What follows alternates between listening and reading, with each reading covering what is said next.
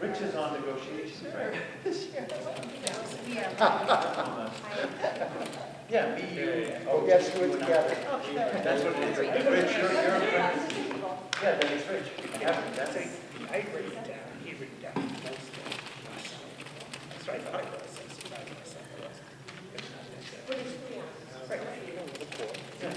What's not the thing that was updated today? It's different days, so that means. I don't know, I didn't get anything. We're going to redo the minutes, so now they stick up wrong. Okay. That's the thinking. So we'll make the amendment.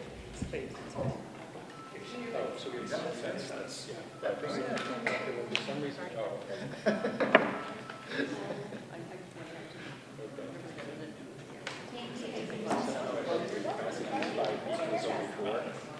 So I was like,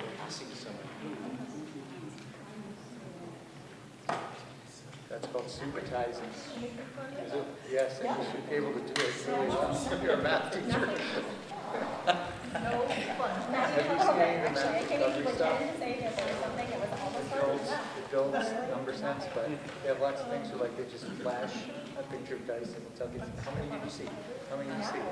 So it's like, you should be able to look at this and say, how many numbers did you see? You just have to see it. I can't use my fingers and possibly my toes, it's game over.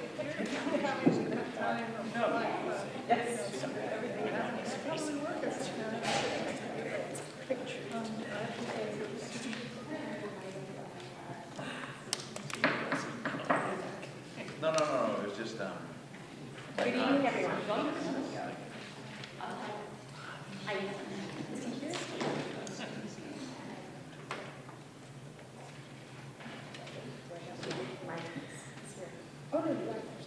Right. Good evening, everyone. I would like to call to order and welcome you to the Wilbraham Regional School District School Committee meeting. It is 6:30 p.m. I see that Dave Sanders from Wilbraham Public Access Channel is recording. Is there anyone else here recording this meeting? We will do roll call in alphabetical order. Bill Bontempi. Cheryl Caruana. Here. Sean Kennedy. here. Lisa Murray. Rich Rediker. Here. Mike Terabasi. Here. And Michelle Boudreau. Here. If you would please stand. Cheryl will lead us. We'll pledge allegiance. I pledge allegiance to the flag of the United States of America and to the republic for which it stands, one nation, under God, indivisible, with liberty and justice for all.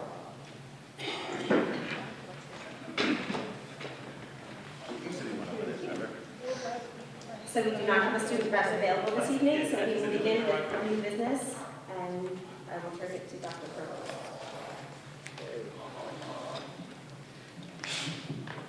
So the first order of business tonight is the tale of the nuisance tree. It's a little bit unusual. So there is a tree that's on the tree belt of the access road to Stony Hill. It's been dropping branches onto a neighbor's yard. It's an issue that we've been aware of for a little bit over a year, in communication with various town officials and the resident trying to achieve a resolution. The Director of Public Works has explained that the tree warden's jurisdiction and funds only extend to trees along town roads, and the access road to Stony Hill is not considered a town road, so the town doesn't feel that it can be dealt with from the tree warden's budget. Our rental agreement, however, only requires us to do general maintenance, which we've interpreted as raking, mowing, and snow removal, those types of trimming bushes, those types of minor things, but not major work such as tree removal. So Nick Bro had proposed, I believe it was last week or the week before, that the town split the cost of removing the tree with the district, since it is in somewhat of a unknown status around responsibility. So I replied to him that I didn't feel comfortable authorizing the use of funds that had been designated for educational purposes for tree removal, but that it would bring it to the committee. And so that's why it's here tonight. I'm looking for some direction from you on whether or not you want me to enter that deal with the town manager. Also, I did ask for an estimate, which I thought would be informative for this discussion, but I haven't received it as of yet.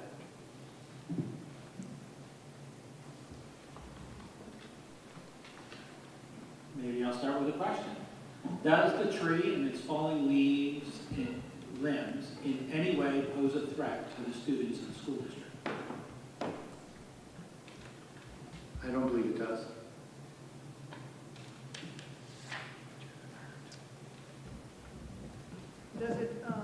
Does it fall under EB safety program? The committee will comply with safety requirements established by governmental authorities and will insist that its staff adhere, blah, blah, blah. And it includes school plant facilities, special areas of instruction, student transportation, school sports, and occupational safety. That's the road the school buses go up and down and take our children. Right. To my knowledge, I don't believe it does. I don't know that the tree is diseased. I don't know that it's been evaluated by the tree warden. I think that was part of Nick Bro's proposal, is that we get some kind of assessment of the health of the tree. But my communications around it have been that it drops leaves in the neighbor's yard, that it drops branches in the neighbor's yard, regular tree type things, not necessarily that it's at risk of falling either into the road or onto the neighbor's property. Although I will say, I do believe some of the branches on the neighbor's side overhang the pool house, because it's concerned that someday a branch may fall and crush the pool house. I actually had a tree in the neighbor's yard, and a branch the size of a normal tree fell and crushed our chicken run. We had to have that tree limb removed, and we had to get the chicken run replaced so our lovely chickens can stretch their legs during the snow. It was not their responsibility, nor did we ask them for it to be their responsibility, but we want to be good neighbors. At the same time, this is town property. I'm sure this can't be the first time something like this has happened. There's got to be a precedent before something like this. Oh, when we had the, I think it was a snowstorm that closed us down for 4 days, there were large branches that came down all over town, including the insert road going into Stony Hill, and it took out the power lines. So I think if this had the impact of taking out power lines, it gives us more credence that the town would remove it, but it's not at that stage yet. When that happened, Cheryl, who paid to clean up the branches and the big branches and stuff that had fallen and taken down power lines? Do you remember? No, I didn't. I was never privy to that. I was only a principal.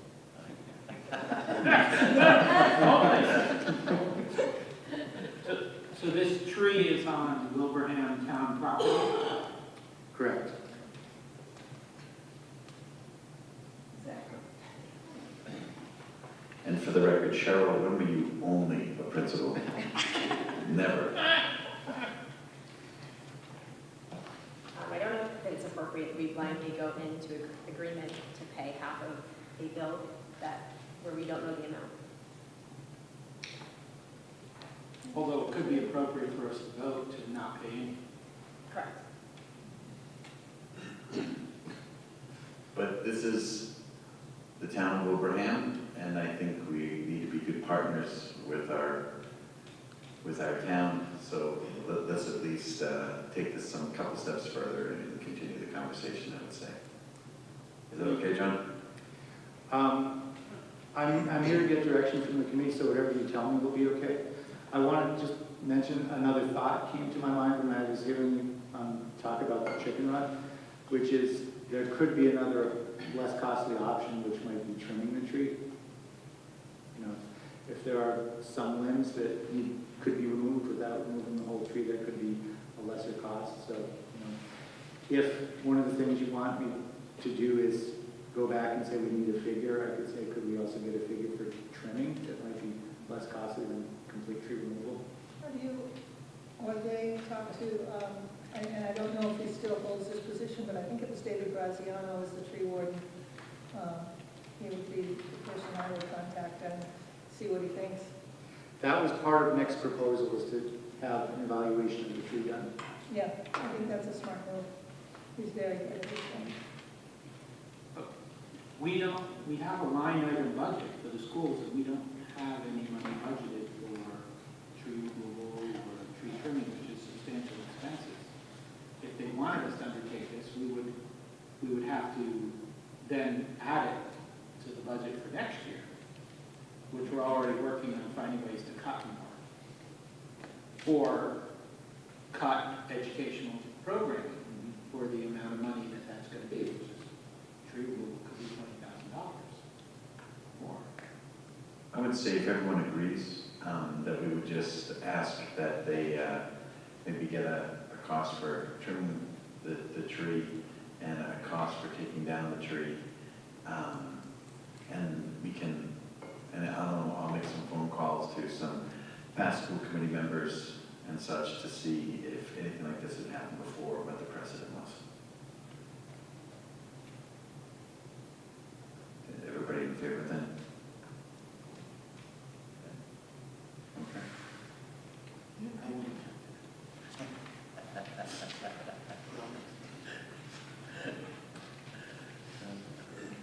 Get a further discussion once we have more information. So Aaron, we'll move on to you.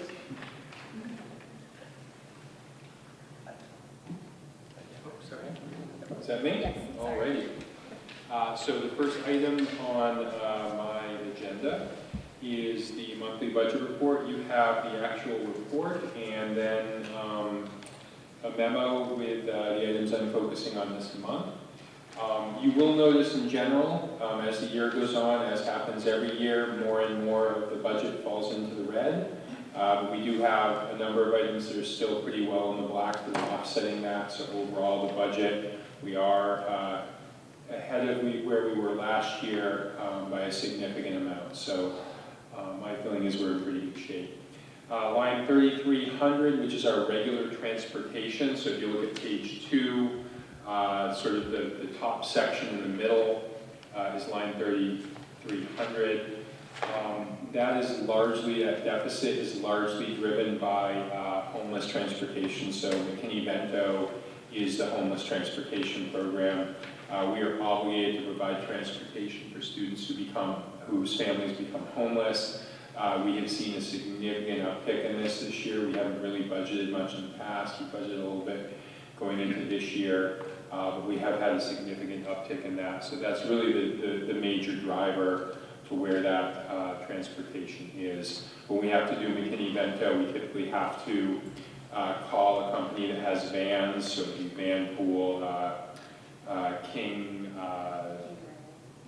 Gray, and there are one or two others that we use, and those can run $200 to $300 a day sometimes. So, you know, when you add that up among, you know, a handful of students, it gets to become a lot of money pretty quickly. So we're dealing with that.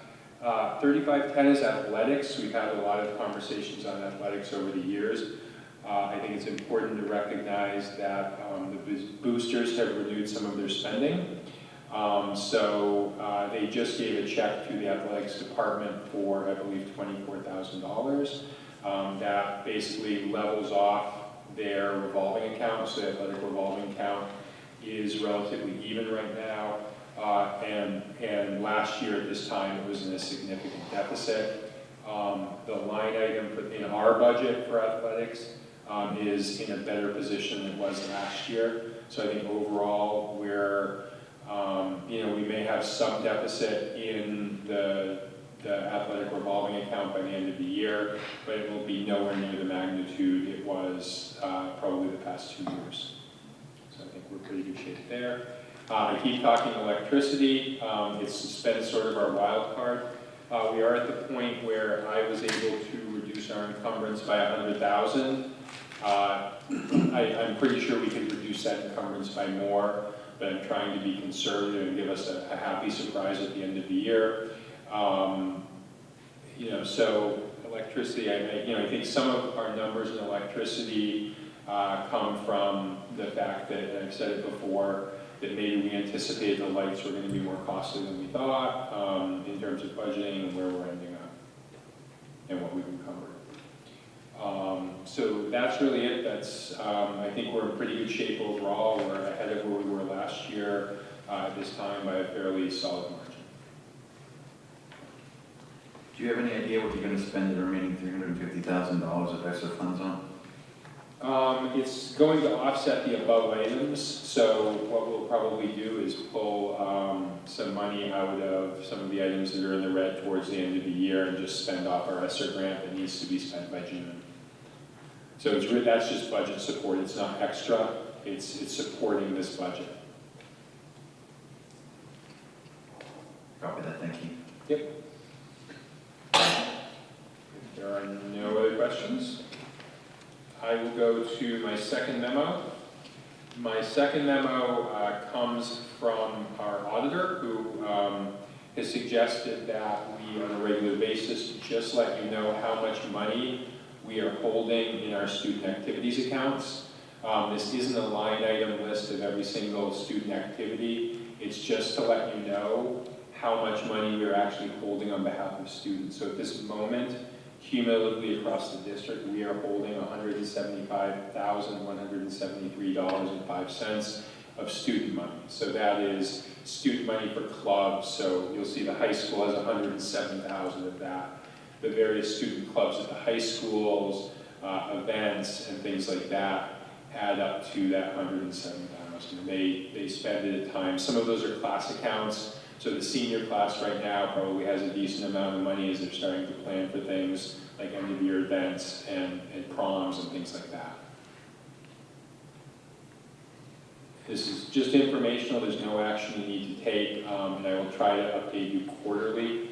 This is as of December 31st. I don't think I noted that there, but this is as of December 31st. I will get you in March, probably in April, to get caught up. Okay. And school choice discussion. So right now, Steve Hale and I have had some conversations, having some conversations with some of the elementary principals. I don't think we're looking to add any choice students to the middle school at this time, given the crowding situation. So we're looking at sort of those onesie, twosie seats. We do have the bubble class at Green Meadows. We only, budget-wise, we have 2 classrooms at each level budgeted for, and there is a bit of a bubble second grade going into third. I think we would again recommend that we add some choice seats if the committee wants to kind of deal with that bubble class, but we'll also be talking about potential onesie, twosie seats in other schools. I haven't finished on it, looks like. Oh, at the high school right now, I'm sorry, Steve and I talked, and we're looking at about 30 total seats combined, choice and METCO. So we might offer a couple METCO seats in that equation as well.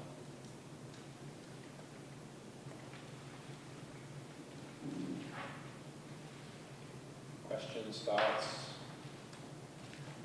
Okay. Thank you. It is now time for public comment. Is there anyone here that is interested in making a public comment this evening? Okay. No, you can make it from there. You can just use your project, yes. I'll bring the microphone over. However, so if everyone that would like to speak, Aaron's going to bring one. if you could just state your name, your affiliation with the district, Do you want and if you could please speak for up to 2 minutes, we would appreciate it. Thank you. Thank you.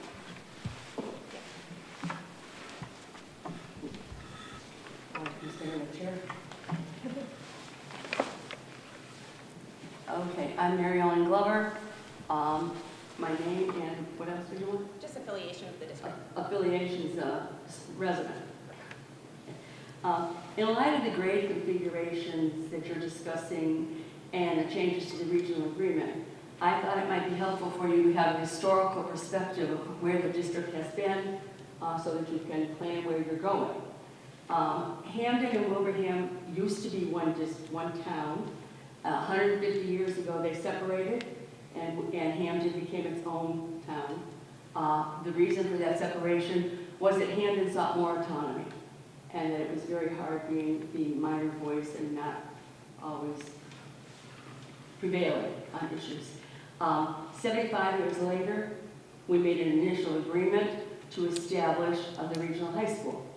And that prior to that, we were sending our students to Springfield at a tuition base, and we thought we could probably, both communities would benefit from being able to offer high quality education and benefit from a collaboration of students. So that happened 75 years ago. 40 years ago, that agreement was amended and it expanded the district to a K-12 district region. And that was done at the impetus of the state that gave money to do that. And we foresaw that that money was going to last. It did not, as is frequently the case with the state, and it ended, and we really did receive the return on the dollar that we thought we would get. Then in 2014, the agreement started to, in 2014 there was a change to have the school committee person who was elected take office July 1st. And that was for budget reasons, and that they could be part of the whole budget discussion in essence. That was the biggest reason, I guess, would be. From that point to this, from 2016 on, there have been continual discussions about where the grades should be located. Time. My time's up. Do you want me to finish with that thought? I will allow. That's okay, I can finish? This is the last part of it anyways. From 2016 on, there's been discussions of where the grades would be located. 2016, 6 and 8 were suggested that they go to Wilbraham. Both of that was defeated in both towns. In 2017, 7 and 8 was asked to go to Minnetonka, and that was defeated in both towns. Hamden took out a lawsuit in 2016 to 2018 to try to resolve this problem. That was not successful, and the selectmen in Hamden decided to settle the lawsuit. In light of all this, it seems that we might be better served to put more effort into academic excellence and enhancing our test scores and everything about our academics rather than the facilities where we place our students. I'm also surprised that in all of the configurations that have been thought about, Thornton Burgess never gets talked about being reopened. And that's the same kind of dismissive attitude that Wilbraham has shown to Hamden and led to the initial separation of the two towns. Thank you. Is there anyone else who would like to make a public comment this evening? Okay, thank you very much. We will continue with subcommittee updates. Actually, before we do that, can I just bring up a point? So I had my little timer that we had at the meetings, and some people thought that it was rude to have that timer there. I didn't know, I wanted to ask everybody, but I didn't get a chance before we started this. What do you all think about the timer? Do you think the timer is rude? Do you think the timer is something we should continue, or do you think the timer is something that we shouldn't use? Well, as in all school committee meetings, we will continue to keep time. So if you keep it on your phone where it's not displayed and you're able to give a signal, that seems appropriate to me. If people find it distracting as we're speaking. I mean, I've personally given a lot of time to talks and research reads and stuff like that. It was always helpful to be able to, at least see like a 30-second warning and then a 10-second warning, so I know like. But how can It's I like do that without sometimes, being when you intrusive? prepare a speech, sometimes when you get nervous, you go slower, you go faster. But I think it's helpful. I mean, the timer doesn't make any noise. Only at the end. Right, only at the end, and someone could choose to not look at it if they didn't want to. And it might be helpful to some people to help make sure that they get to the end of their thought, because, I think why I did it initially, why I purchased that, and I bought it with my own money, was I felt that me waving 30 seconds, whatever, I thought that was more distracting to someone who was speaking than just, or we can just do it like this, and when 2 minutes up, I can say it's up, and if Michelle wants to let them speak longer, they speak longer. If We had lots of public comment where it was, 2 hours, and we found success with the signaling to the speaker. All right, so no more timer? Okay. Well, I didn't say that, I'm just saying that for whoever's speaking, if you're able to signal to them, whether, you can ask them before they speak if they want the time, but I think it's something that we're going to keep time at every meeting.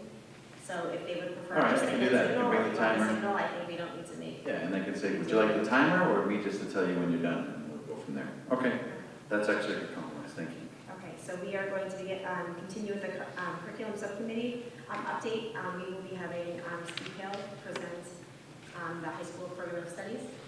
So thank you for being here.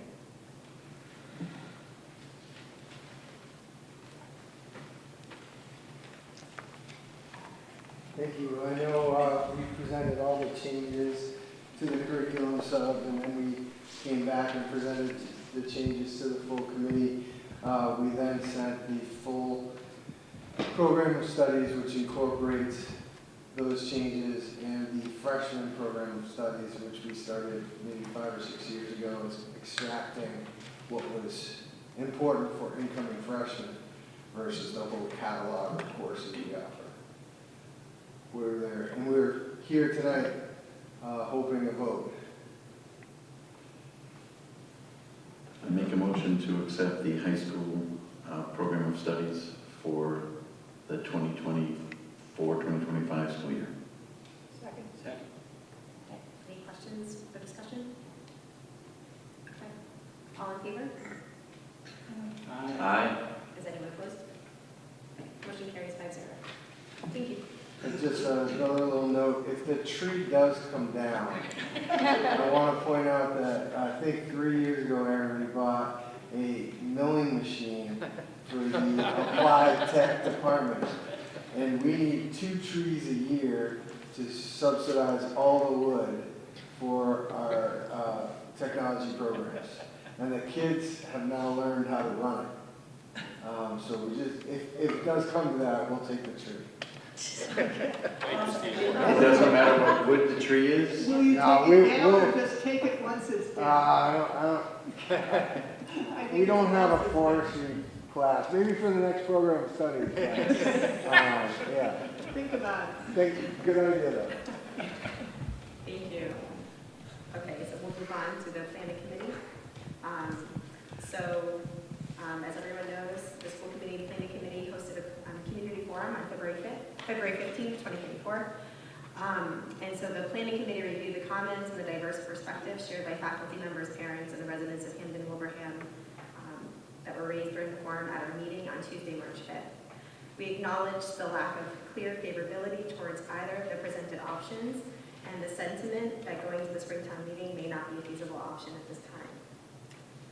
While we are dedicated to making informed decisions that prioritize the best interests of our students and desire to make a successful and there is a desire to make a successful recommendation that addresses the challenges in the district. So while we were discussing the next steps, the superintendent did propose these alternatives. One of them being adding on to Wilbraham Middle School to reduce overcrowding, and this would all be at local cost.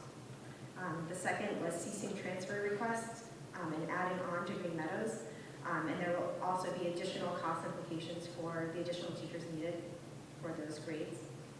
And the third would be creating an annex of the middle school. So this would be an innovative pathway that would allow approximately 100 8th graders to choice to Minnetonka Regional High School. And this option would require thorough planning, perhaps of up to a year. This is due to the involvement of both an industry and higher education partner, and whether or not there is enough of a desire to implement this program. Is there anything that you would like to add, John? No, that's what we were talking about. The meeting made it clear that the district didn't really have an appetite for doing those mini neighborhood schools. They wanted to keep all the grades together, and I don't really know of anyone at that meeting. There was some later who sent me messages, but they didn't speak at the meeting, who were in favor of the 8th grade moving to the high school. As I have said, I'm very much in favor of moving the 8th grade to the high school, but after that meeting, I won't vote for it because it's obviously not what the community wants, and at the end of the day, that's what we're here for. So I think John's idea of a innovative pathways school at the high school would be totally voluntary. We wouldn't be using any other building. Maybe the MSBA would look favorably on that we do have a program here. We are using the space here at Minnetonka well, so when we start asking about building on to other schools and such, that they might look at that more favorably. So that could be the possibility or a compromise. And then I think maybe after doing something like that, people would see, you know, did any of their fears, you know, materialize with what they were afraid of moving 8th grade to the high school. And then maybe that's something we could approach down the line, but I think having an innovative pathways program, you know, is a great solution.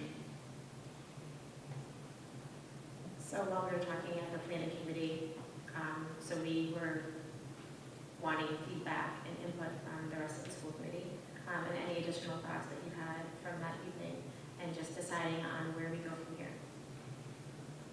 So that evening was, I think, tough, at least tough for me. I can imagine it was probably tough for a lot of people on the committee because a lot of work had been put into the plans. There was clearly a lot of people unhappy with the two proposals that were presented.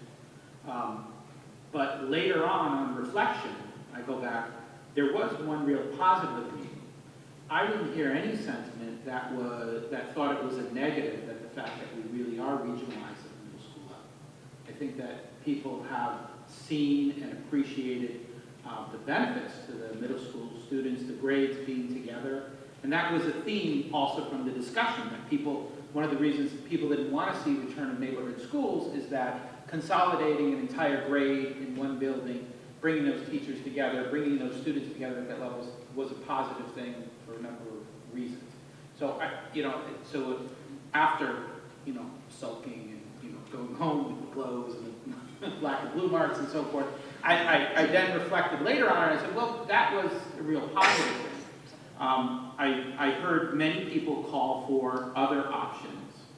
I'm not against the STEM Academy, the partial 8th grade movement necessarily, except that I'm concerned that a lot of people are not going to be thrilled with it because once again it involves two things that as a theme weren't very popular at the public comment meeting. One, dividing the grade, and two, moving 8th graders to the high school. I think it was the wholesale moving of the 8th graders. Right. This would be giving families a right, choice. it would be It's a little different. Correct, Yeah. correct. It is different, and I personally, I think it's definitely an idea that's worth exploration and, putting in the due diligence to look at the details, see what it's going to look like. I think I sent I have a list of questions that just came to my mind about that. It's like, how are students selected? Is there parental permission? Are they going to be taught by high school teachers? Are middle school teachers going to move up with them? I think you've said that 100 students have to move. That's about a third of the grade, or is that half of the grade? It's about half of the grade. So half of the grade, which makes sense because there's two teams, so that would be one team moving. So all those, for me to have a good, all those questions would have to be answered. I've recently heard another, but I think we need to explore other options. I think we need to explore at least one other option that doesn't involve moving any 8th graders to the high school level. And I don't want, it was your idea and I liked it, so I'm not going to say We were talking before the meeting about something else unrelated to the school committee. And then we were sitting there and, I don't know, you said something that sparked something in my head when he was saying, like, what are we going to do about the middle school? How are we going to free up some space? And he says, could we go to TWB? And I have been into every nook and cranny of that building. It's a beautiful building. It's 25 classrooms. They're very large classrooms. it's just, I just don't think it's gonna work, but we could put it in there. But then I was thinking, we have another building in our district that is one of the best, if not the best, you know, elementary schools that I've ever been in, Green Meadows. Maybe this is something where we could move 6th grade to Green Meadows, Wilbraham and Hamden kids there, and then go 7th and 8th at the middle school, and then the rest at the high school. I don't know if that's been approached or if you've thought about that, if there's enough classrooms. John? I don't think that's, I don't recall. It would be hard for me to imagine in the 103 that wasn't in there. But I'd have to do some research before answering the question about where they fit, whether there be any implications for construction, et cetera. But definitely, if that's something you want me to take a look at, we can study it. Well, I wasn't at the meeting, I just watched it. And in terms of the moving the 8th grade, I work with a lot of, obviously I want what's for what the district wants, but in terms of moving it, I work with a lot of K-12 schools. There are tons and tons of them, the old days of Wonderful Schoolhouse. But when you have a meeting, both choices at that meeting involve moving the kids grade 8 to the high school. So if people want to come out and they're opposed to it, people come out to protest something that they don't want, but if people were for it, both choices involve being for it, so they might not come out. I'm not saying what the sentiment was, I'm just saying that you got to look at who gets riled up, who comes out, who wants to make a point, that if you're for something, you often don't come out. So I don't know if we have a true, it'd be great if there was a vote, and we could somehow poll everybody, and people that came or didn't come, but is that the true sentiment? I don't know. If it certainly is the true sentiment, then I certainly wouldn't want to do it, but is that the true sentiment based on the two choices? We're both for it, and you wouldn't get out and say, I'm going to go and show my face to say I'm for something that was both choices anyway. That's just a point on that. So last night I was on the school district website and I saw the report from the survey that was sent out. It's not as many people as an election, the survey that was sent out, and less than 50% were in favor of that option 1, but 20% of the people who filled out the survey didn't like any of the options presented. So just in terms of, you're wondering the numbers, that's not an election, but that's in the survey that anyone can review on the website. Is that 20% number concerned me. And then, I wondered how many of those 47% people might have voted for a different option, because once again, there were 4 options when that survey was circulated, but every one of them involved moving the 8th grade to the high school. And to put it in perspective, there was 125 people at that meeting. Some people had come and go, but as best as I could count, and I was trying to keep track, there was about 125 people at that meeting. And they were both Hamden and Wilbraham residents, and I think of just Wilbraham voters, I think it was almost 12,000 Wilbraham voters. It just puts in perspective. I mean, it's 1%, right? And there were quite a few teachers from the district there. And so the goal of the planning committee is not to stop all of our work. I think it's just to express understanding and the fact that, perhaps the information and the work that we've done was not shared as to the benefits of the options. And maybe we do have to go back and create some other options that provide opportunity for reconfiguration that does not include the 8th grade going to high school and different options. So just making sure that people are clear and that we're sharing the information as to how this affects, everybody and the changes in the regional agreement. And so we're not stopping what we're doing. I think it's just important that we pause and we want to make sure that whatever is presented is successful. So it's really important that, we do that and maybe sharing those benefits of the why we're doing it, because we heard a lot of why is this happening. And so we know why. We're here every week, every 2 weeks discussing it. So we really have to meet people where they are. So I think it's important to recognize that and to be able to share. Not that we're not being transparent, but just, get the information out there and really, try to engage people more and hope that everyone that is engaged and involved spread the word. But we we appreciate those that come to the meeting and that are sending emails and that we're vocal. Everybody's voice is valuable and you are heard.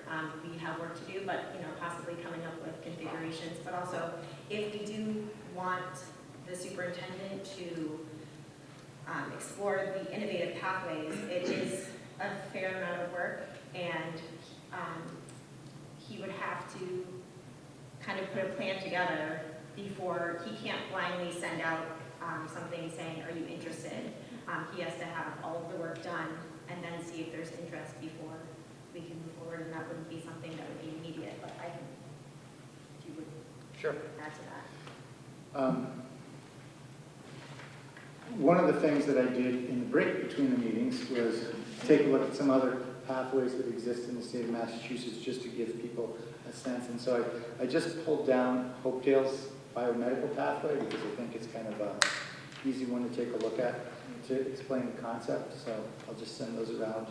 You can send one for Mary and one for Steve too. Before you go there, I have a question for Steve. Steve, don't run away.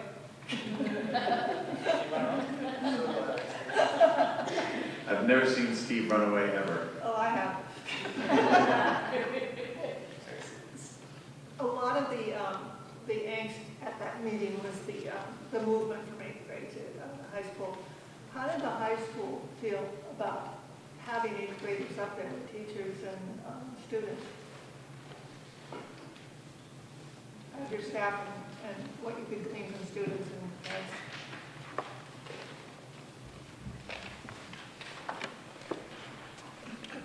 I think any significant change raises anxiety for all people.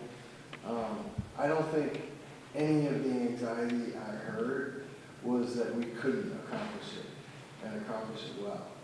I think there were things about, well, where will my classroom go and how will this impact our program of studies? Really good curricular questions about those kinds of concerns.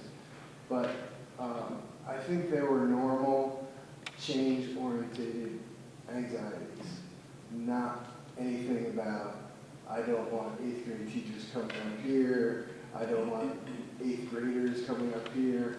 I think it was just more around the things like, would we run concurrent schedules or different schedules, and then how would that impact large spaces, when we do assemblies, when we do lunches, accessing those spaces that both 8th graders would need access to and high schoolers, like the band room, the chorus room, those kinds of things.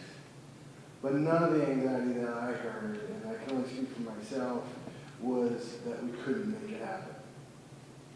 Thank you. Yeah. Just taking a look at this from Oakdale, basically what it has 3 subjects, science, math, and English, and the student must complete, a pathway for each subject. And in there in science you'd have physics or engineering, biology, chemistry. In math, you have algebra, pre-calculus, geometry, really great stuff. And in English, you have, English 8, 9, 10, whatever. There's also some language options, literature, English composition. This really sounds wonderful.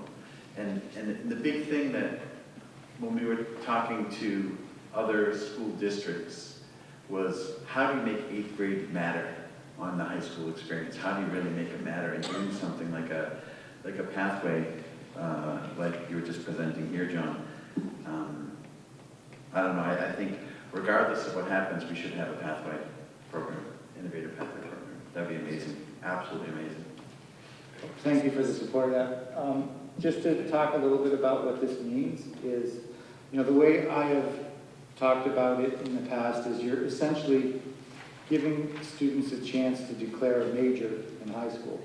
And so what happens, they're not all biomedical, you can do them in different areas, but what happens is you line up a scope and sequence for the students that in some cases involves existing courses, in some cases involves courses that you may have to add to the program studies for the pathway. And then when you get to the end, there is an internship, and that's why you need to have an industry partner. So if, for example, this was a biomedical one, it would be probably quite useful to have someone who has a connection to a hospital, or or a device manufacturer.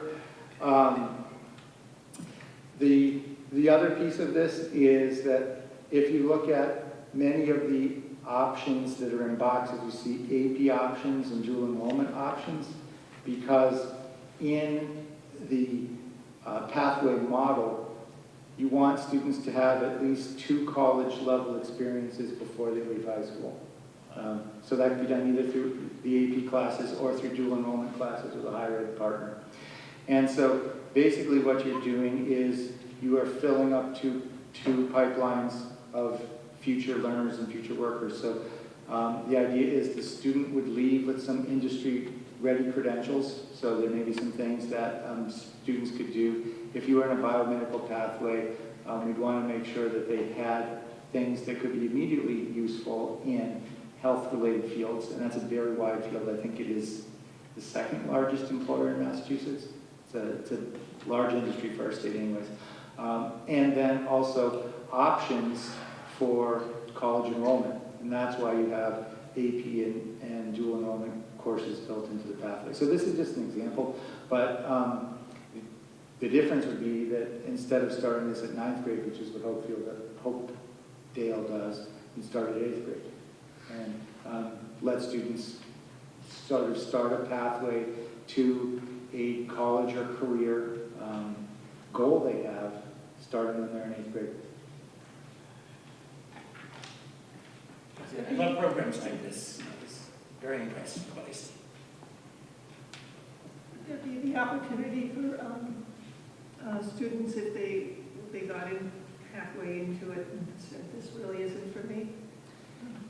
Yes, because if you notice, almost everything on here are things that you would typically see in a course catalog. So they would not be falling behind in terms of their credits or their graduation requirements. If anything, they'd be ahead of the game.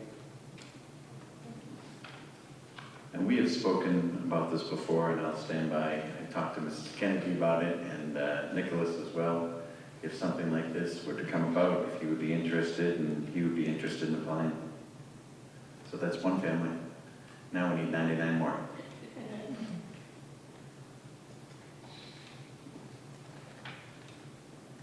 So, we are, or is this something that we want to explore further at this time? I make a, would you need it as a motion or just as guidance, John? Well, I think what could only be a sense of, well, there is a vote. I guess you could vote to direct me to do it if that's what you wish. I make a motion to direct the superintendent to research the implementation of an Innovative Pathways program for starting in the 8th grade at the high school. Do we want this motion to contain, is it going to have multiple fields of study pathways, or is it going to be like, is this something that you would put together, like you pick just biomedical or just engineering, or would you put it together? I mean, to get 100 students, you probably would need to have at least biomedical and then maybe engineering as a second one. I mean, just throwing that out there, just thinking about interest levels and stuff. I would see it as kind of an iterative process where I see, so where could we potentially design a pathway, and then having some meetings with middle school parents and saying, is there interest here? Gauging, and if there is, then determining, okay, well, maybe that was 60, so can we get 40 more in a different pathway, and then maybe seeing, you know, what other opportunities there are in the area, and then coming back and saying, okay, we've got partners here, would you want to do this? Okay. I think this motion is just to begin the process, you know, and see where it goes. We can fine tune it as we go along. Was there a second? Sorry. Second. Rich Rediker, second. Okay. Any further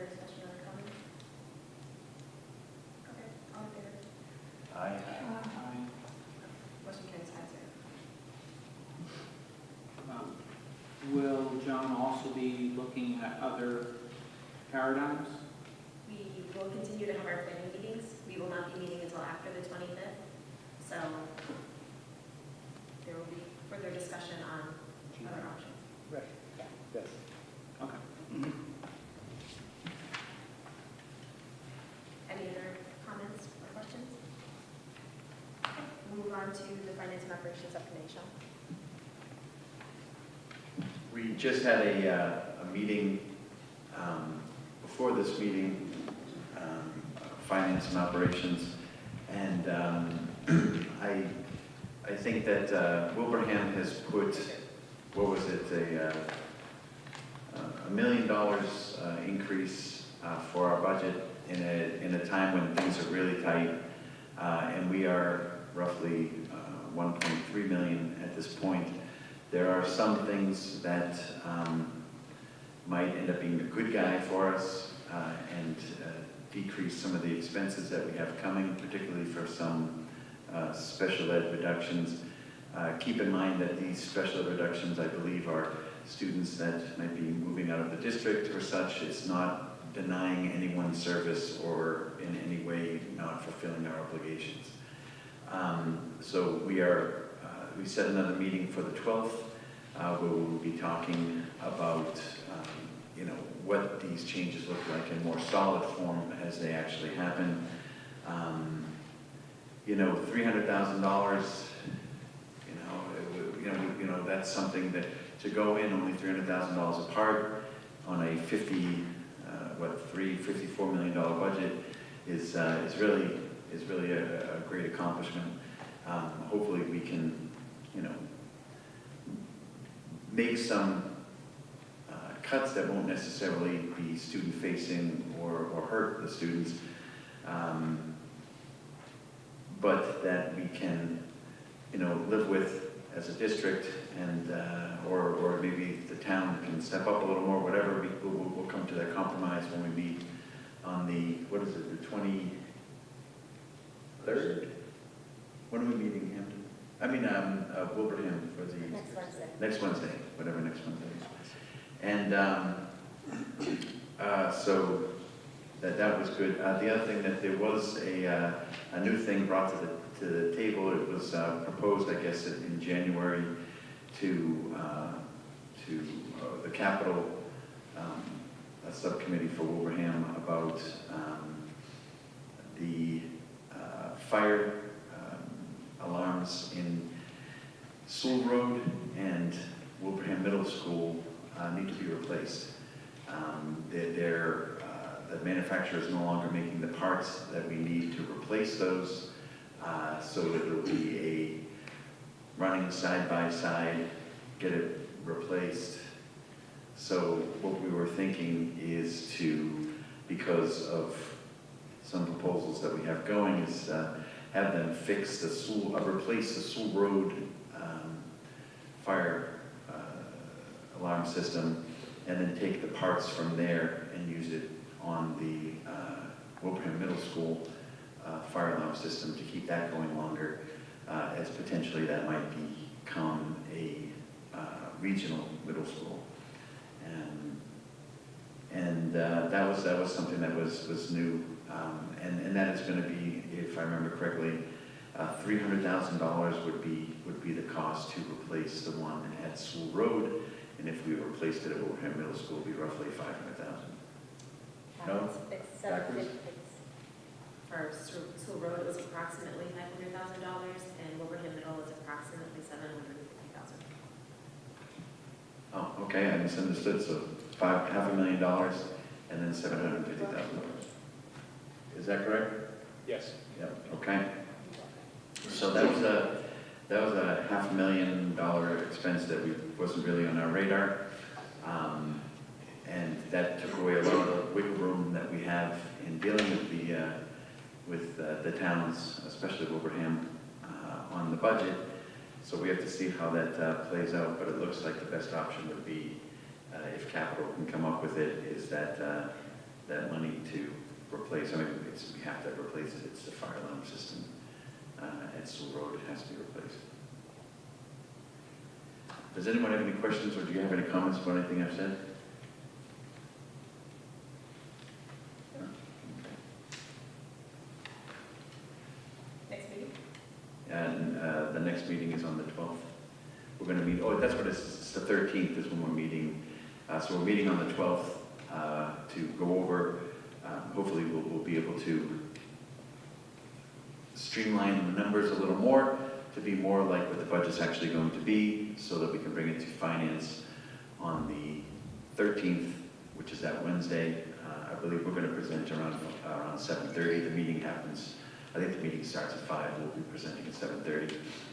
And then we will hopefully come out of there with a better picture of how it's going to look for us next year. Thank you. So the FinCom meeting is Tuesday at 5:30 in the district office. Okay, we will move on to, we do not have a collaborative representative. I'll be back. Cheryl, do you have anything to share for the corporation? Yes, we did take a vote and awarded the contracts to, I didn't bring that name, it was Clinton, but I'm not positive. The contract for the electrical stations to, for the electrical buses. And so that went over pretty smoothly. We're on our way. Great, thank you. There's nothing for negotiations at this time. We move on to Mike with the policy subcommittee. All right, policy subcommittee we met. We have a number of policies up for reading. The first group is policies in the B section. These are up for third reading, so I'm looking for a possible motion and vote. This is BBBE, unexpired term fulfillment. BG, school committee policy development. BGC, policy revision and review. BHE, use of electronic messaging by school committee members. BIBA, school committee conferences, conventions, and workshops. BJ, school committee legislative program. Make a motion to accept the third reading of those previously mentioned sections of policies. Second. All those in favor? Aye. Aye. Any opposed? Okay, the next grouping, this is also a third reading. This is policies that have been revised in the C section. We have CA, administration goals. CB, school superintendent. CBD, superintendent's contract. CBI, evaluation of the superintendent. CCD, staff relations. CE, administrative councils, cabinets, and committees. CH, policy implementation. CHCA, approval of handbooks and directives. CM, school district annual report. I make a motion to accept, this is the third reading of these or the second reading? It's the third reading. Third reading, just double checking. I make a motion to accept the third reading of the previously mentioned sections and policies. Second. All those in favor? Aye. Anyone opposed? Okay, now we have up for second reading, two policies in the D section. DJ, purchasing, which is being updated. DJE, bidding requirements. That's getting for renewal. In the E section, we have a number of policies up for first reading. EB, safety program. EBB, first aid. EBC, emergency plans. EBCD, emergency closings. EC, buildings and ground management. EEAE, school bus safety program. EEAEB, drug and alcohol testing for school bus and commercial vehicle drivers. EEAEC, this policy is also copied in the student side in JICC, student conduct on school bus. EEAG, motor vehicle idling on school grounds. EFC, free and reduced Price Food Services, EHAA, District Security Relating to Technology, EHB, Data and Records Retention. No motion needed. No motion needed. First reading for those. When is your next meeting? Oh, our next meeting, I believe, is scheduled to be on March 18th at 6 p.m. in the district office. Thank you. Technology Subcommittee, have you met? We have not met. Okay, excellent. And then the Superintendent Evaluation Committee, we will be convening once we have a meeting set. Consent agenda. Actually, just before the consent agenda, is everyone, are we all now okay on who's members of what subcommittees and stuff? Is that all taken care of, or is there still questions about that? There were questions. No, I think Rich. Well, I was actually sent an email that I was on the superintendent's evaluation committee. I didn't think I was. And so, and then I guess that was a mistake in the error of the minutes. And I thought I was on the negotiations committee when they sent out an update. They said I wasn't. Sean has notes that I am. So it's just trying to figure out what's what. Because it all happened so fast last July. Oh, yes. I believe that, And across the Atlantic Ocean. yeah. So that's part of the consent agenda. So looking at the minutes, so it's looking at the revised minutes from 7:20. So can we make one change? So I guess we could approve the minutes with the change to add you to the negotiation subcommittee. So the negotiation subcommittee is you, Sean, and myself. So we could reflect the minutes. So I make a motion to accept the consent agenda with the previously mentioned change to the 7/20/23 minutes, and for the warrants, and then we'll read the donation afterwards. Can I get a second? Second. Any further questions or discussion? Okay. All in favor? Aye. Anyone opposed? Motion carries 5-0. We do have a donation. I think I have it right here. Do you want me to read it? Sure. So Minnetonka High School Athletics is looking for approval of a donation to replace the current scoreboard on, no, wrong one. Sorry about that. That was old. It's right here. Oh, there we go. Minnetonka Regional High School Athletics is looking for approval of a monetary donation by the MRHS Booster Club.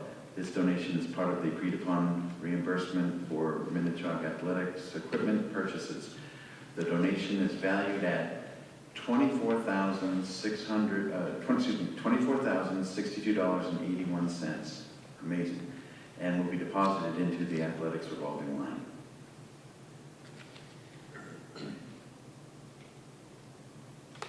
That's great.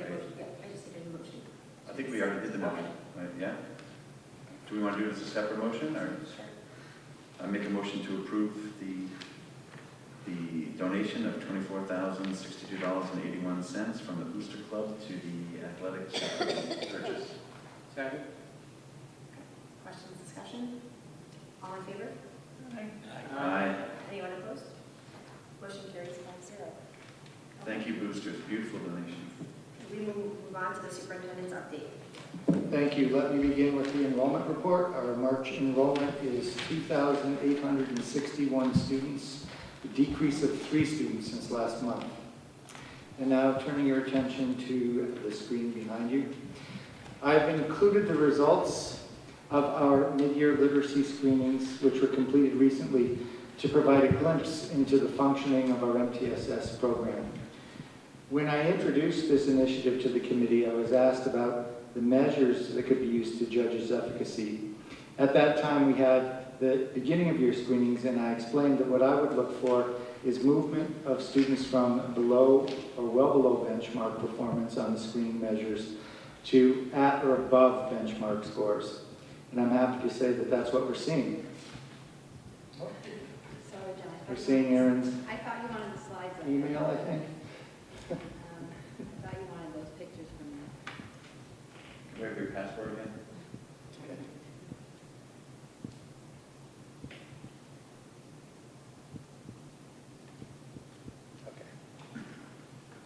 So there's one part of this report that I wish was a little bit different, so I'll just explain it. You get like a double report for each grade when you run it this way, because what it's looking at is kindergarten, and then the second line is all kindergarten in the district. But when you pick all the kindergarten in the district, it's inclusive. So you have two sets for each grade level.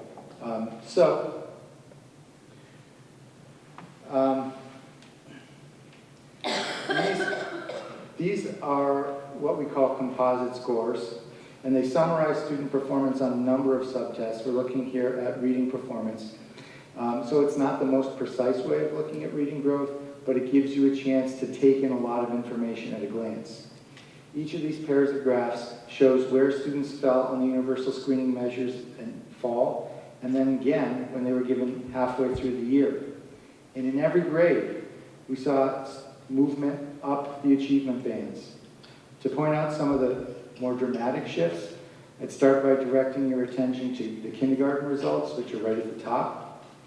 The fall measure essentially shows what skills students arrived with when they began their path towards literacy in our district.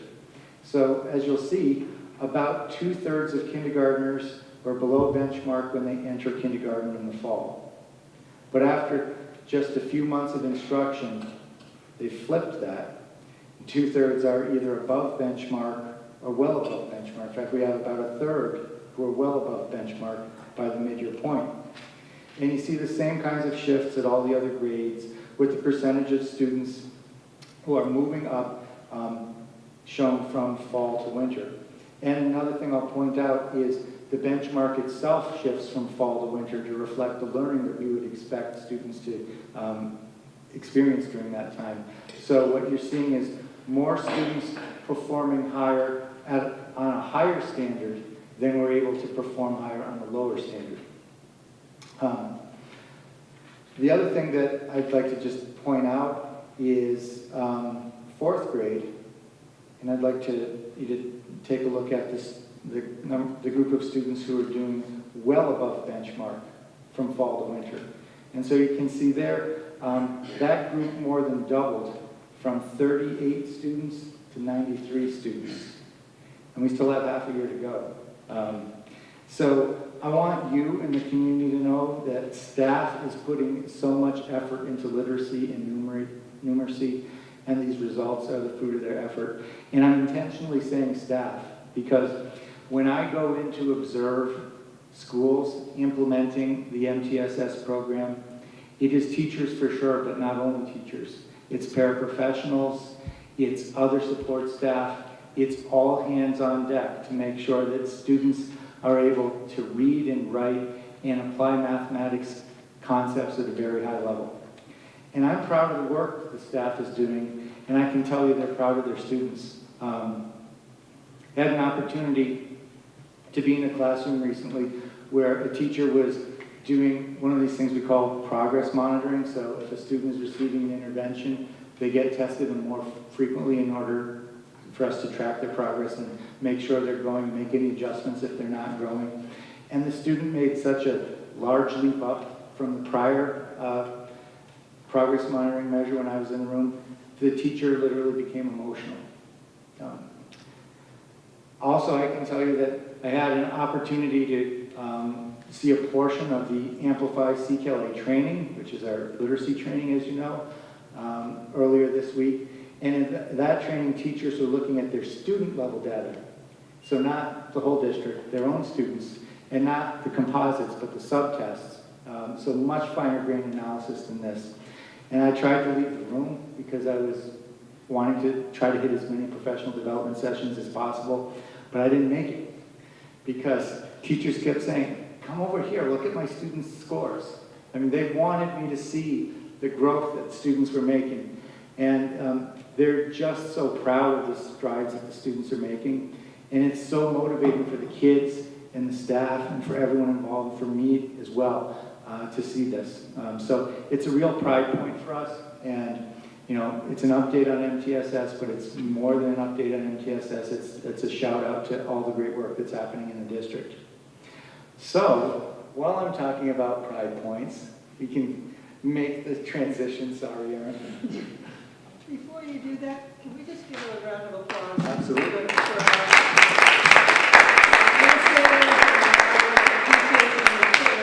Especially the children. Absolutely, thank you. Hey, John, could you just look at third grade? It seems like third grade is the anomaly amongst all of these where we saw really massive improvements, especially with above average benchmarks, but it seemed like in third grade, we actually decreased over that 2-month period.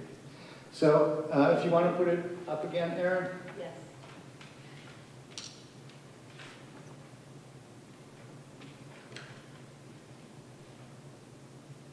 Okay, so that's third grade right there. So the line on the top, and if you want to just look at the colored bands, so red represents well below benchmark. That was 19% of students at the beginning of the year.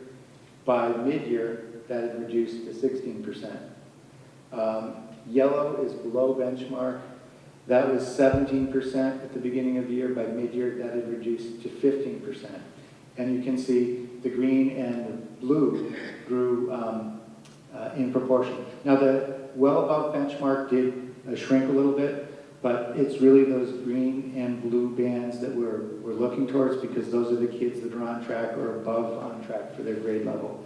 So I would say that even though those results might be maybe not as dramatic as some of the other grade levels, it does still show forward progress. Does that help? Yeah, it does help. I just saw that 4% decrease of those who are above. We're way above to being in the green, which is what, at? Correct. I just didn't know if that was something we were looking at.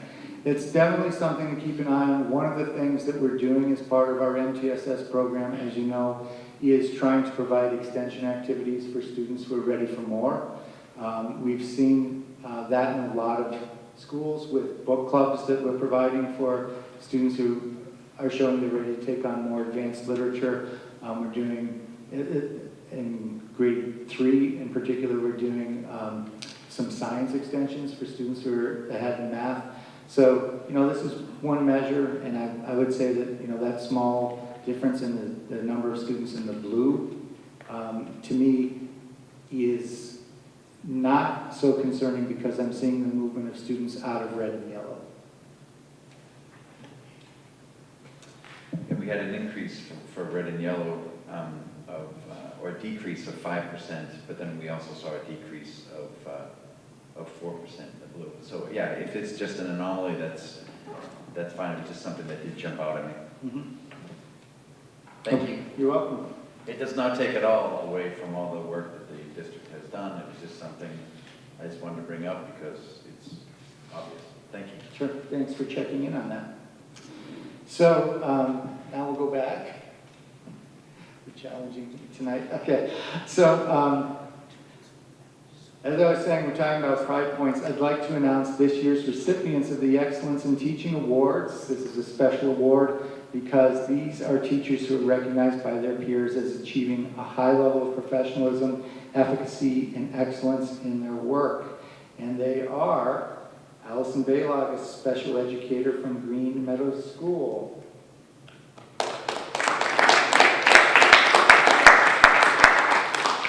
And Leslie O'Connor, a third grade teacher from Stony Hill.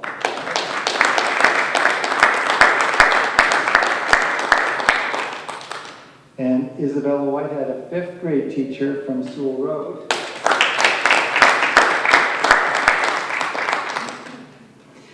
And Kimberly Nowicki, a sixth grade math teacher from Wilbraham Middle School.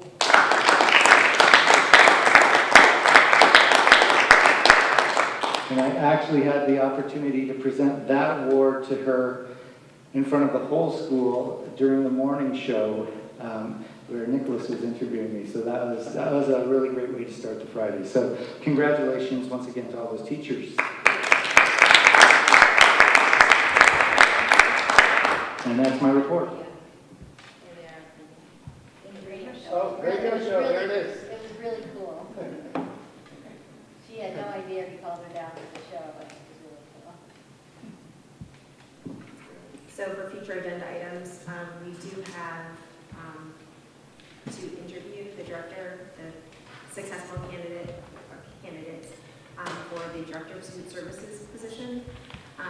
So we just have to see if there's a date that works for everybody. So if everyone can pull out their calendars.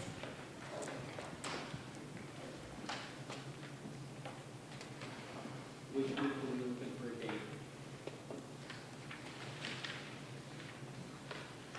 We're doing semifinalist interviews next week, so anytime after next week. All right, So week 12?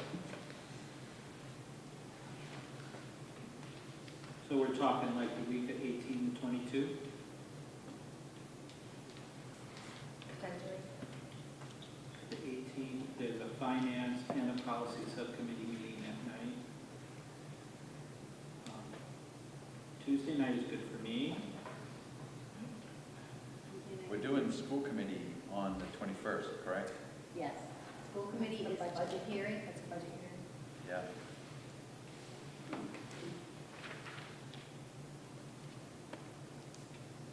Do we want to do it before that, or that's going to be, we're going to listen to, we're going to interview some people, correct?